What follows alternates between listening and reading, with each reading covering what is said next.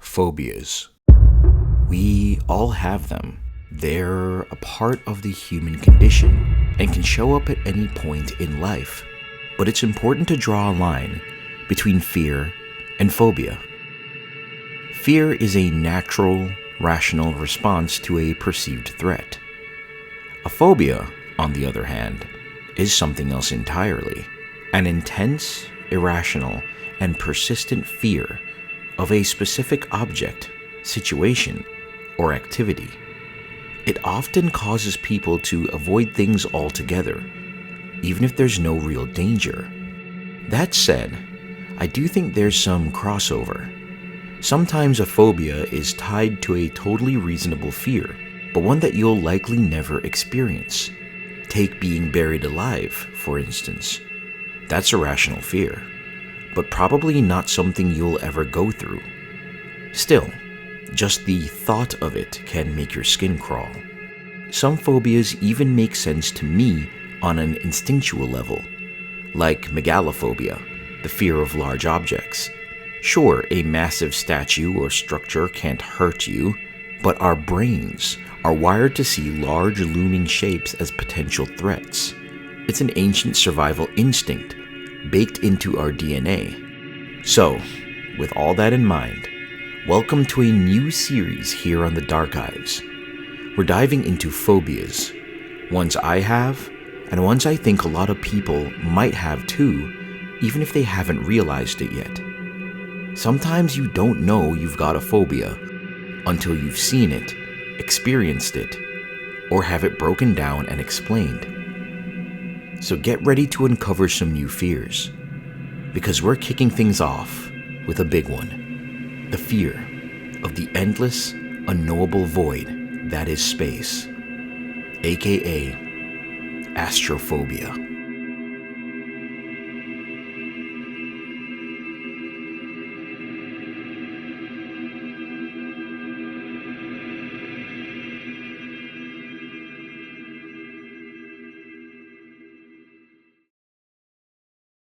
Space.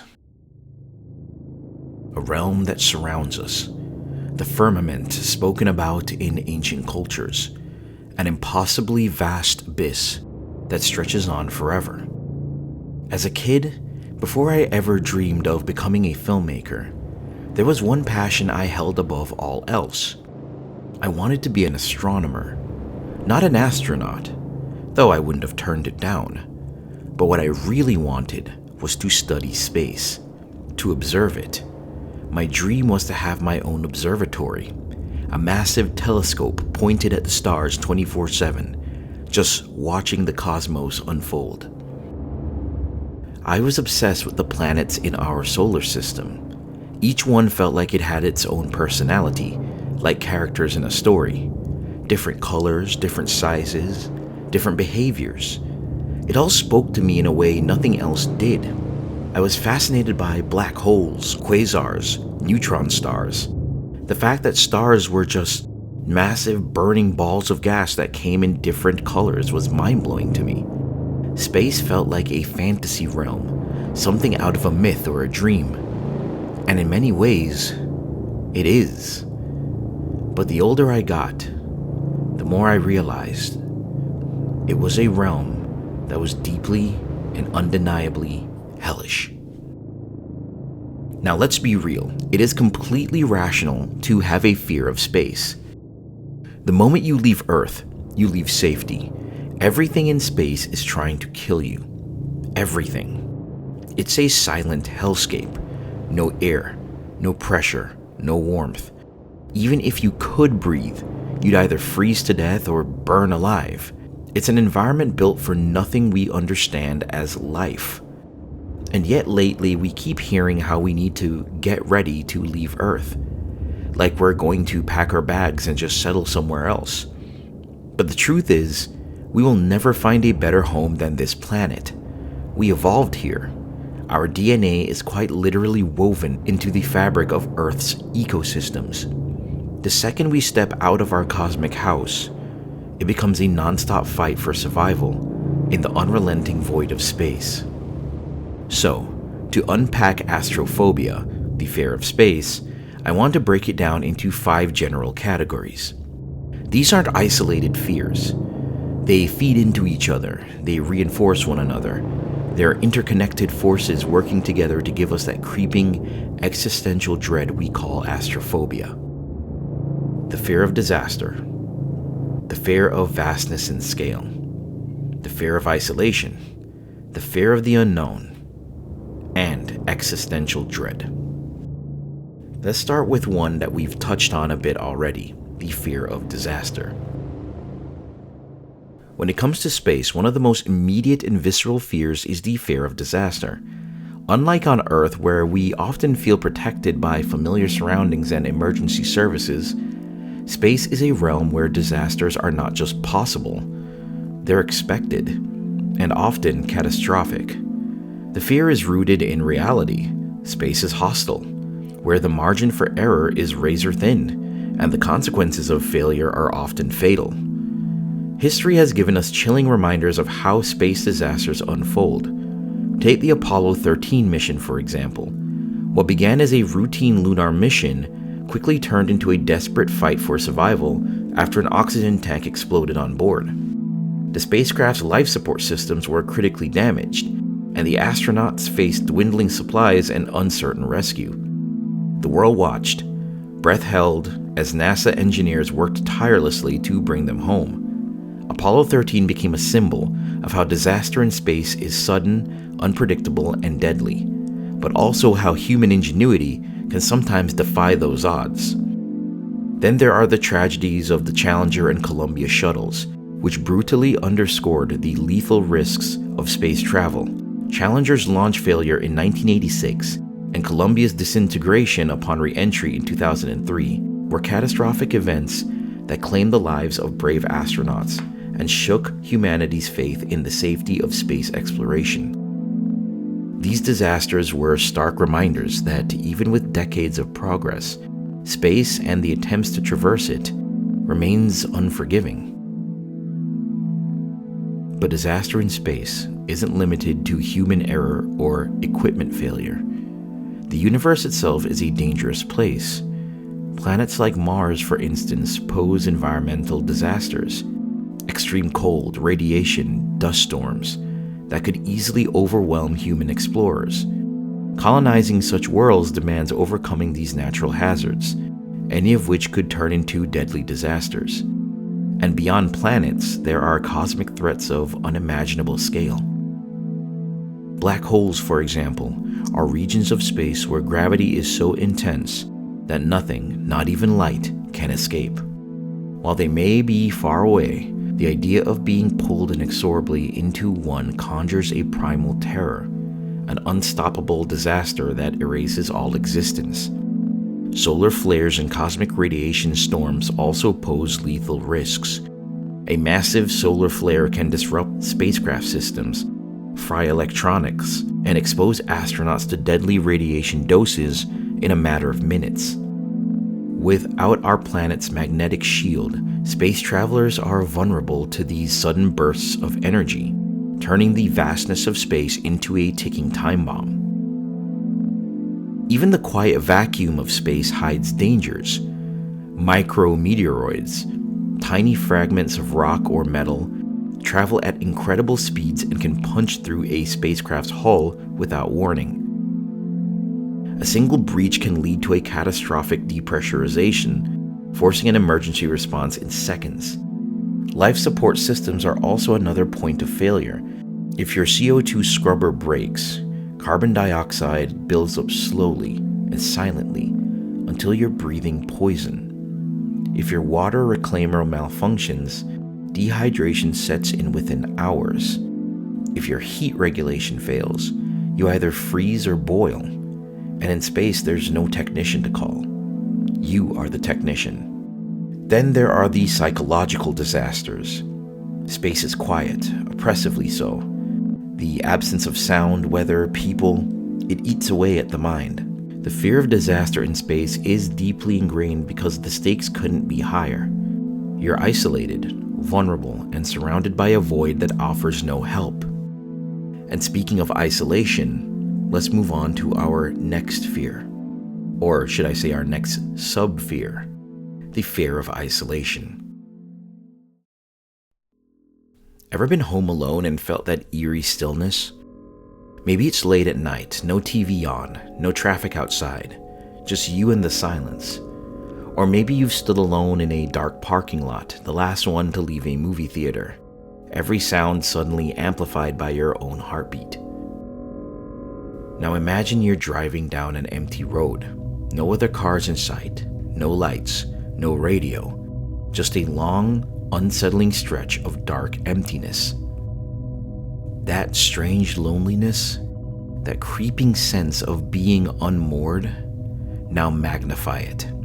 Strip away every trace of sound, no wind, no animals, no hums of life anywhere. Strip away the horizon, the ground beneath your feet, even the color.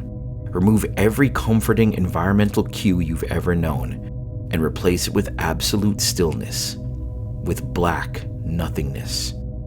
That's isolation in space. It's not just being alone, it's being cosmically alone. If you were to get spaced, ejected into the vacuum without warning, you wouldn't die instantly. You'd float, conscious for several seconds, maybe more if you're in a protective suit. Perhaps even minutes, perhaps hours, perhaps days. Suspended in the ultimate void. There'd be no sound, no up, no down, just a slow drift into an infinite airless ocean of black. Even inside the safety of a spaceship, the fear doesn't go away. You look out the window and there's nothing. No stars, no planets, just dark. You are untethered in every sense of the word, not only from Earth, but from any recognizable reality. The truth is, most of us have an idealized image of space in our minds. Beautiful nebulae, glowing galaxies, swirling clouds of cosmic color. We've seen them on posters, screensavers, documentaries, and sci-fi movies. Films like Guardians of the Galaxy show space as this vibrant, colorful playground filled with wonder and light. But that's not reality. See, most of the images we've seen of, say, the Pillars of Creation, the Horsehead Nebula, are heavily enhanced. They come from telescopes like Hubble and James Webb, which use infrared, ultraviolet, and X-ray data mapped into visible color by scientists. These images are representational, not literal. They're meant to help us visualize what our eyes could never naturally perceive. Because the truth is, to the naked human eye, space is mostly black. Even many of the stars are too faint or too distant to shine with the brightness we see in pictures. Most of what's out there can't be seen at all without instrumentation. It is, in most directions, just endless oppressive darkness. And that's what makes the fear of isolation in space so disturbing, a place where nothingness is the dominant force. Astronauts have spoken about the overview effect, that overwhelming feeling of seeing Earth from orbit, realizing how small, fragile, and distant everything familiar really is. Now imagine being even further out, beyond the moon, beyond Mars, just you, a metal shell, and millions of miles of silence. That kind of isolation creates a breakdown in what psychologists call spatial orientation and ontological security, the sense that you know who you are because of the environment around you. In space, that grounding disappears. Even on long-duration missions like those on the International Space Station, astronauts experience the emotional toll of separation. Months of artificial light, recycled air, the same faces, the same routines, and the ever-present knowledge that Earth is not just far away, it is unreachable. And here's the most disturbing part. Isolation in space doesn't have to be literal. You can be surrounded by crewmates and still feel existentially alone. Because no matter how many people are with you, you're still isolated from Earth, from humanity, and from everything you've ever known.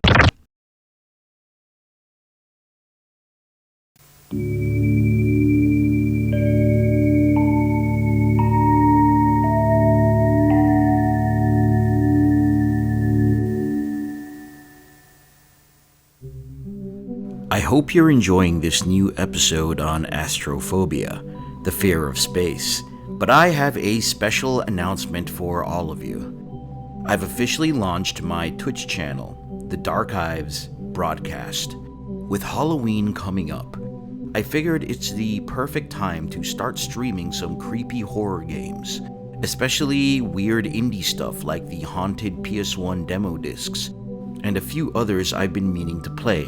It's a chill space to hang out, ask questions, talk horror, and even throw in some suggestions for future YouTube videos. There's no fixed schedule yet, but I'll post on Instagram whenever I go live, so make sure to follow me there too. I'm really excited to connect with some of you more directly. Hopefully we can build a little community there, so I'll catch you on the Darkhives broadcast. Okay, back to the episode. The void doesn't acknowledge your presence. You're just a speck, drifting in a sea that was never meant to hold you. That size, that scale, that idea of such utter complete smallness brings us into our next sub-fear, the fear of the vastness and scale of space. There's a special kind of fear, one that sets in when we try to comprehend the scale of the universe. It's all very daunting when you put it into perspective and really begin to wrap your brain around just how huge space is in terms of distance, and also in terms of celestial bodies. Let's start with you. You could lie down on the ground and barely take up space in your living room, but on the scale of Earth, you're microscopic. The Earth's diameter is about 7,917 miles. You could walk around the entire circumference and it would take you years. Hop in a jet, still days, and even then you'd barely scratch the surface. Now zoom out. Jupiter, the largest planet in our solar system, is about 11 times wider than Earth. You could fit 1,300 Earths inside it. Stand next to it and Earth looks like a bead next to a bowling ball. But even Jupiter becomes puny in the face of what's next. The Sun, our star, the very thing that makes life possible on Earth. It's so large that 1 million Earths could fit inside of it. If Earth were the size of a grape, the Sun would be the size of a small truck. And yet, it's just an average star, nothing special. It's actually a pretty small star. Zoom out again. The solar system is now your scale. The distance from the Sun to Neptune, its farthest major planet, is 2.8 billion miles. That's 30 times the distance from Earth to the Sun. Now the Milky Way galaxy is 100,000 light years across. Now that's not miles, that's light years, i.e. the distance light travels in an entire year. Even if we could travel at the speed of light, which is an impossible feat, it would still take us 100,000 years just to get from one side of the Milky Way to the other. And inside the Milky Way, an estimated 100 to 400 billion stars, many with planets, and many of those planets possibly Earth-like. And we are just one galaxy. It is quite true that there are more galaxies in the skies than grains of sand on Earth. The local group, our immediate galactic neighborhood, contains over 80 galaxies, including the Andromeda Galaxy. Zoom out further and we land in the Virgo supercluster, a collection of about 100,000 galaxies. And then beyond that, there's the Laniakea supercluster, which contains the Virgo supercluster and stretches over 500 million light years across. In here, the Milky Way is a dot, a fleck of dust. Everything you've ever known, every photograph from NASA, every dream of space travel is just a drop of dust in this unimaginably massive web. Then there are other regions of space that are humongous and terrifying, like the Butez Void, a vast region of space that spans 330 million light years across, with almost no galaxies inside. a near empty cosmic cavity. Scientists call it a supervoid. It's one of the largest known voids in the observable universe, and it is terrifying. It's not just empty, it's aggressively empty, and it sits in the universe like a yawning mouth, stretching open in the fabric of space. Our planets alone, to me, are daunting. I myself do have megalophobia. The problem is, we're not used to seeing things that size just hanging there in front of us. Huge objects on Earth are usually grounded, anchored into the planet somehow. But a celestial body just floating in space, it gives me the creeps. And when I imagine being next to something like that, the sheer immense mass of it, it's too much. Space is filled with objects that are impossibly huge, far beyond our human understanding of scale. Even when I look at images of planets cloaked in shadow, floating in pitch black, I know how massive they truly are, even if on scale they don't look that way. It's imposing, too imposing. Just imagine your entire field of view being this huge, enormous thing in front of you. It really lends itself to the fact that we are just a speck. If the universe were scaled down to the size of Earth, humans would be like subatomic particles, so impossibly small it feels like the universe is truly indifferent to our existence, which now leads us to existential dread. Astrophobia isn't always about the physical dangers of space. Yes, it's a vacuum. Yes, it's filled with radiation, black holes, uncharted rocks moving at 17,000 miles per hour, and an absolute silence so complete it could crush you. But underneath that is something far deeper. A realization. The knowledge that no matter how much you scream into the void, it will never answer back. Not because it's ignoring you, but because it was never listening. We live on a rock, spinning around a star that's not especially big, not especially bright, and not especially rare. That star is one of hundreds of billions in a single galaxy. And that galaxy, like we said before, is one of an estimated 2 trillion in the observable universe. Observable being the key word here. There is far more beyond that, possibly infinite. Now sit with that. Every problem you've ever had, every decision that's kept you up at night, every heartbreak, every mistake, every triumph, they all vanish when placed beside the sheer immensity of cosmic time and distance. We exist for a blink on a pebble in a place we didn't ask to be born into. We are atoms built by accident, convinced we matter. The light from a galaxy may take 13 billion years to reach your eyes. And by the way, that's older than the Earth. You potentially could be watching something that ceased to exist before humans even evolved. And in that same moment, there are stars being born, stars dying, stars collapsing and expanding, and none of it pauses to acknowledge that you are witnessing it. Because the truth is, the universe doesn't know you're alive. It never has, and it never will. And still, we look up. And maybe that's the strangest part. We know we're small. We know the universe is a cold, uncaring, and expanding void, and yet we still look up. Why? Maybe because part of us wants to be proven wrong. We want to matter, but we don't. At least not cosmically. And that's where the dread lives, in that recognition that there is no grand narrative, no cosmic justice, no purpose handed down by the stars. There is only what we choose to make of it, and for many, the truth is unbearable. It's not the fear of death, it's the fear that death is all there is. On Earth, we count in seconds, hours, decades, but in the language of the universe, we measure in eons, epochs, and light years. Your entire lifespan could come and go between the flickers of a single dying star. Civilizations could rise and fall, and leave no mark on the galaxy's endless rotation. Even the word forever becomes meaningless, because forever is still happening, long after we're gone. And when we're gone, what will remain? Our monuments will crumble, our data degrades, our transmissions fade into background noise, and eventually even the atoms that once made up your body will be recycled by the universe without a second thought. I think it's the idea that us as humans are incredibly special and unique, but also not. There's a beauty in that. finally, there's the fear of the unknown. Of all the dimensions of astrophobia, perhaps the most fundamentally disturbing is the fear of the unknown. This isn't a fear of danger in the traditional sense. It's not rooted in what we've seen, touched, or studied. It's rooted in what we haven't, and maybe never will. In this way, the fear of space becomes something deeper than just unease. It becomes a confrontation with the limitations of human understanding itself. Space, by its very nature, is unexplored. That statement might seem obvious, but its implications are overwhelming.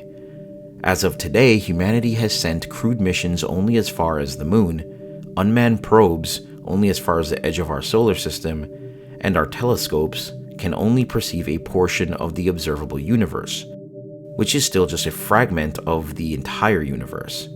Even within our own backyard, the solar system, we have only scratched the surface of planets like Mars and barely touched the moons of Jupiter or Saturn.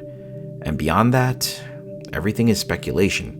This incomplete knowledge is not just inconvenient, it's psychologically destabilizing. Humans are wired to seek patterns, to explain the world through cause and effect, through history and reason. We fear what we cannot define, label, or predict. This is a survival instinct rooted in evolutionary biology. In prehistoric times, uncertainty equated to danger. The unknown rustle in the bushes could be a predator. Our ancestors who feared the unknown survived more often than those who didn't. That trait has endured, and space is the ultimate manifestation of that evolutionary fear. The unknowns of space are not confined to a distant future. They are current and active, unfolding around us in real time. Consider black holes again. These objects defy classical physics. We cannot see them directly. Time and space bends in their presence. We do not know what lies beyond the event horizon. Is it destruction? A wormhole? Another universe? No one knows. And worse, no one can know. Then there are rogue planets, unattached to the mass and gravitational pull of any star or planet. There are billions of them, invisible unless they happen to pass near a source of light. One could hypothetically be moving in our direction right now, and we would have no idea until it arrived. Another unsettling unknown is the phenomenon of fast radio bursts, or FRBs, intense brief flashes of radio waves coming from billions of light years away. They last mere milliseconds, and most have no identifiable source. Some repeat, some don't. We don't know what causes them. Dark matter and dark energy make up roughly 95% of the universe's total content. Let that sink in. Everything we can see, measure, and interact with comprises only about 5%. The rest is invisible, hence the name dark matter and dark energy. Its effects can be measured, but not its nature. We are essentially living in a house where we've explored only the corner of one room, and yet we talk about the structure as if we understand it. This all culminates in a particularly modern form of dread. The more we learn about the universe, the more we realize we don't understand it. Each discovery opens up new, deeper questions. Fear of the unknown in the context of space also invites speculation of the most unnerving kind, the possibility of intelligent extraterrestrial life. For instance, remains of humanity's greatest obsessions and fears.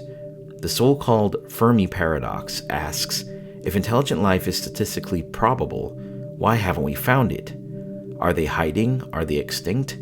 Are they so advanced we cannot even perceive them? Or worse, are we alone? Both answers are terrifying in their own way. The presence of unknown intelligence implies danger or indifference on a scale we cannot defend against, and then the absence of other life suggests we are truly, cosmically alone. Astrophobia isn't just a fear of stars or space itself, it's the fear of what space represents, a convergence of our most ancient primal anxieties made cosmic. It's the fear of death sharpened by the reality that everything beyond Earth wants to kill you. One wrong step in space means instant, unceremonious disappearance. It's the fear of isolation, true isolation, of drifting alone in an endless black void with no light, no sound, and no hope of return. It's the fear of scale, the unbearable realization that we are not only small, but irrelevantly so, that everything we are exists on a single fragile speck, surrounded by billions of other specks, in a universe too vast to grasp.